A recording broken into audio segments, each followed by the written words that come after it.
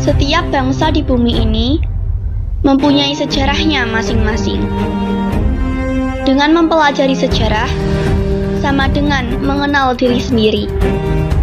Sebaliknya, melupakan sejarah sama dengan orang yang menderita hilang ingatan. Sejarah merupakan petunjuk tentang apa dan siapa manusia itu sebenarnya. Sejarah adalah pengalaman manusia dan ingatan manusia yang diceritakan. Terima kasih atas dukungan, komentar, dan partisipasi Anda selama ini. Mohon maaf atas segala kekurangan. Warta Publika Channel, independen dan terpercaya.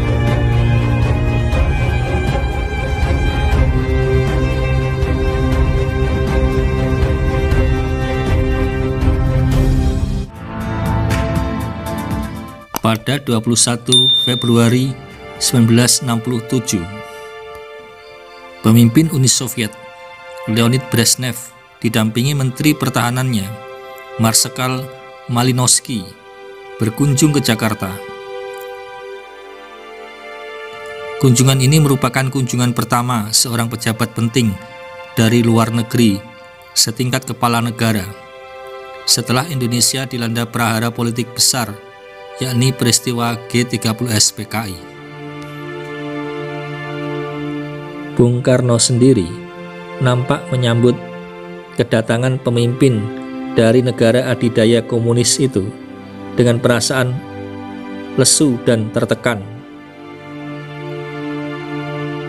Betapa tidak, selain dikarenakan maraknya aksi demo dari para mahasiswa dan pemuda pelajar yang menghujat dan memakinya terus-menerus di berbagai tempat di kota besar Indonesia. Soekarno kita Bung Agung, memilukan. Soekarno kita Bung Agung, memilukan. Soekarno kita Bung Agung, memilukan. Soekarno kita Bung Agung, memilukan. Soekarno memilukan.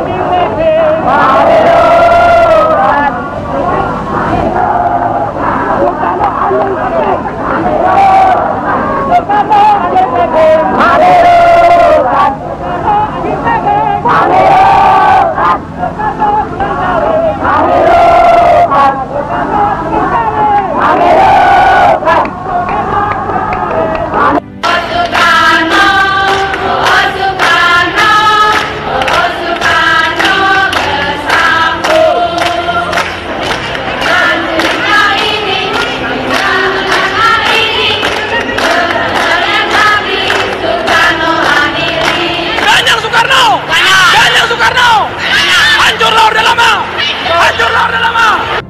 juga dikarenakan pada sidang umum MPRS keempat tahun 1966 setahun yang lalu, kekuasaan pemerintahan Presiden Soekarno telah diambil alihkan kepada pengemban Super Semar, sehingga posisi Bung Karno hanyalah jadi kepala negara tanpa kekuasaan yang jelas, sebab hampir seluruh aktivitas pemerintahannya dijalankan sepenuhnya oleh Presidium Kabinet yang diketuai oleh Menteri Utama Hankam Jenderal Soeharto.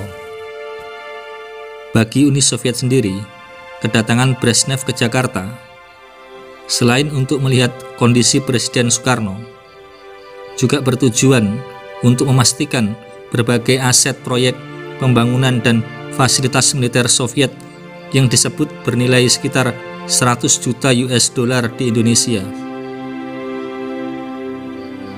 di mana proyek tersebut terbengkalai dan Soviet pun menghentikan semua aktivitas itu seiring perubahan arah kebijakan pemerintahan baru yang dipimpin oleh Soeharto. Sebenarnya pada tanggal 12 Oktober 1965, pasca G30S, pemimpin Soviet Brezhnev telah mengirim pesan khusus untuk Soekarno. Kita dan rekan-rekan kita bergembira untuk mendengar bahwa kesehatan Anda telah membaik. Kita mendengar dengan penuh minat tentang pidato Anda di radio kepada seluruh rakyat Indonesia untuk tetap tenang dan menghindari kekacauan.